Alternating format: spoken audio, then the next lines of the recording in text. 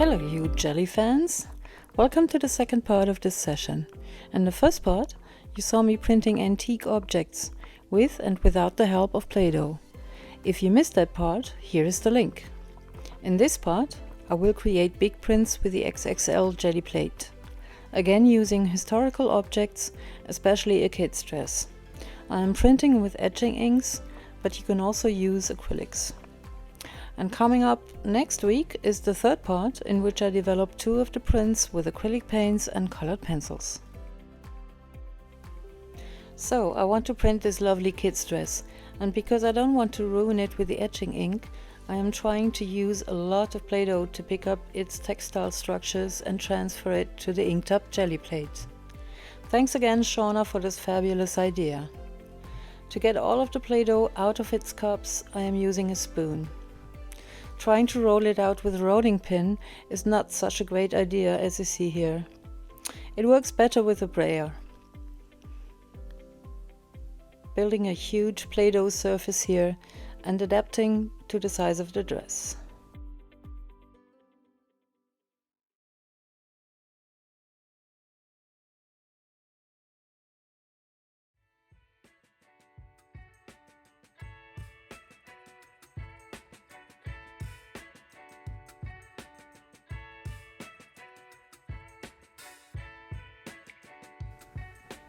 I have to put a little extension for the shoulder strap. Then I have to take something away from the lower side to have enough for the second strap. Pressing down the dress and trying to get all of the structures, including the wrinkles.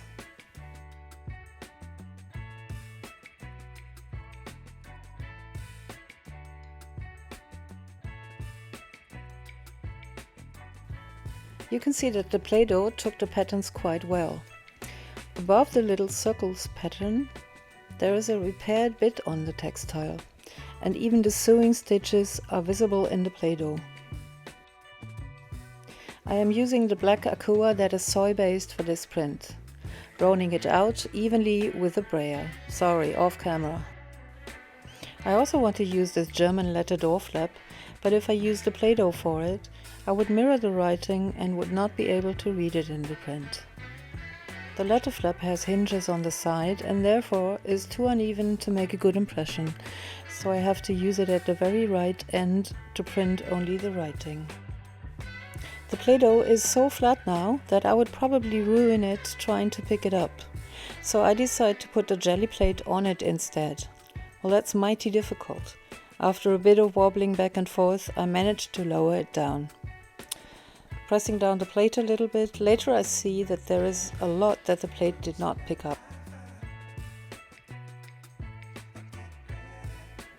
Now before I go back to the print from the plate, I want to print the now inked up Play-Doh surface directly to a paper. Gotta clean the surrounding area first, and then I ink up the Play-Doh even more.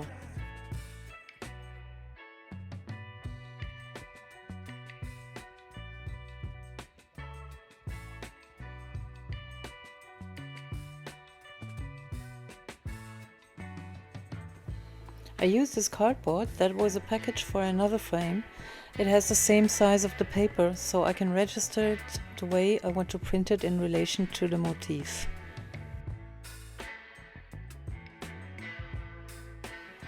Here I should have used more pressure and gone down into the valleys of the Play-Doh.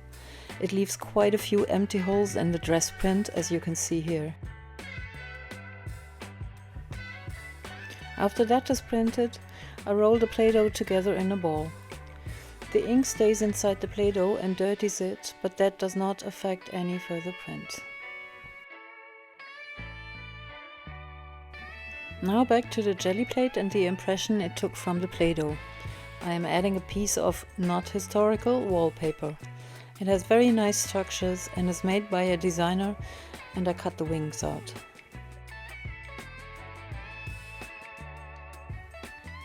Pressing down a little sewing tool. Unfortunately, I am so intelligent as to lift it right off again.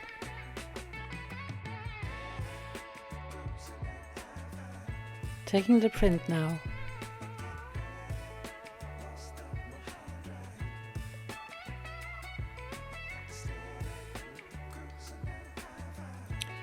Well, this looks like a great big blob.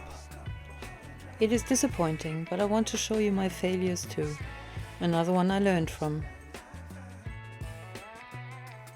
Now I am radicalized by the disappointment. As the kid's dress is ruined by the color of the Play-Doh anyway, I will now print it directly. Someone said I should have used the white Play-Doh only for the dress. That is a brilliant idea that I did not have. Pressing down other objects into the paint as well. If you do this with acrylics, you really have to hurry as it dries quickly, but with the etching ink, you have all the time in the world. I pressed the Play-Doh into this ammonite. It has dried for a few days and has hardened, so I have to press it down quite firmly to print all of the form.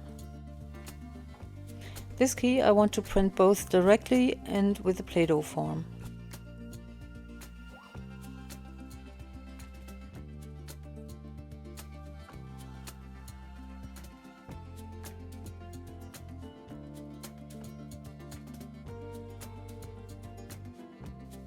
So this is the third print. I like it and I will develop it further. Now I want to add another layer of objects to the very first print, the dark one with only the dress. I am taking Play-Doh impressions from this historical Herva bottle, which dates back to the 50s, but I think it is still produced today.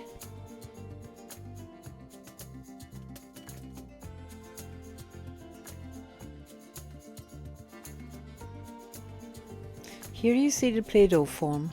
It is also going to be mirrored in the print, but I decide to print both the Play-Doh and the original bottle directly, so we have both readable and unreadable. This is a wallet or purse which I am also making a Play-Doh plate from.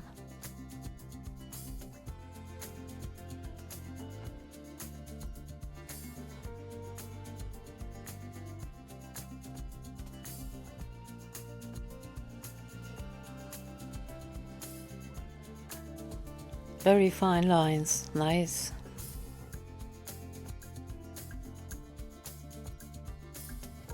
This is a British soap.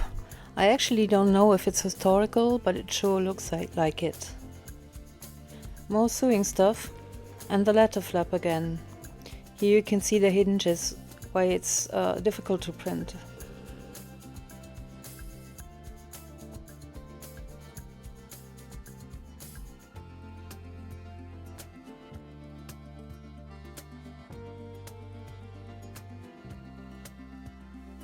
Now making a negative form of the key ring pendant.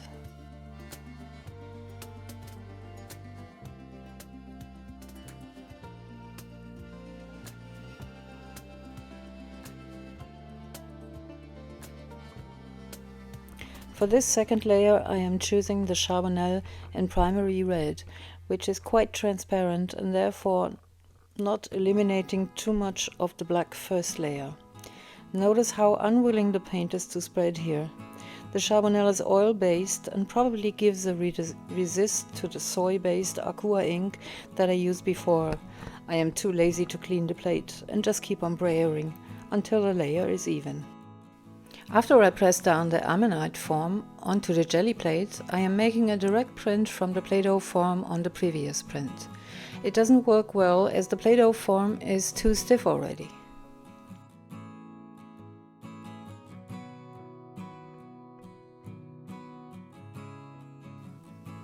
Now printing both the bottle directly and the Play-Doh form next to each other.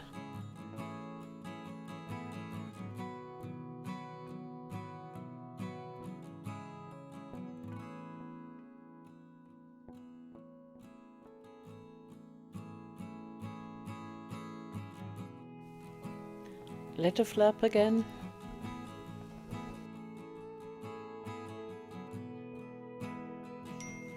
The Play-Doh of the wallet.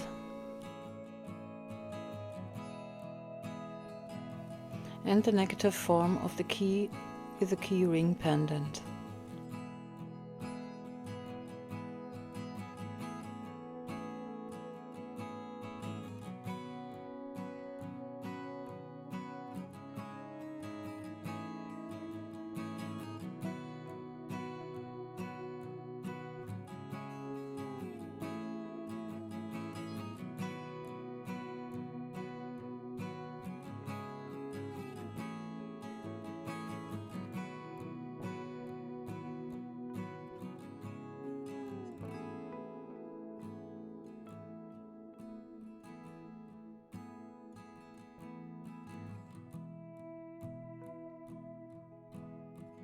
Now the moment of truth, taking the red layer with the first print.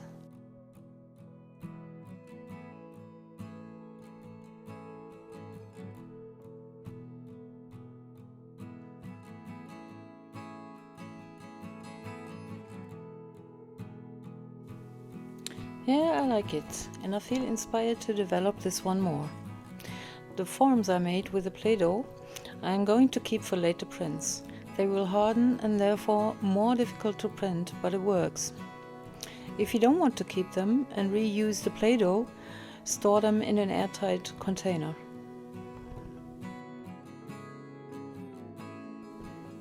So these are the two results from this session, and as I said, I will release a third part of this video where you can see how I finished them with acrylic paint and colored pencils. Thanks for watching. Please like if you liked it and consider subscribing so you won't miss anything that's coming from me in the future. Bye!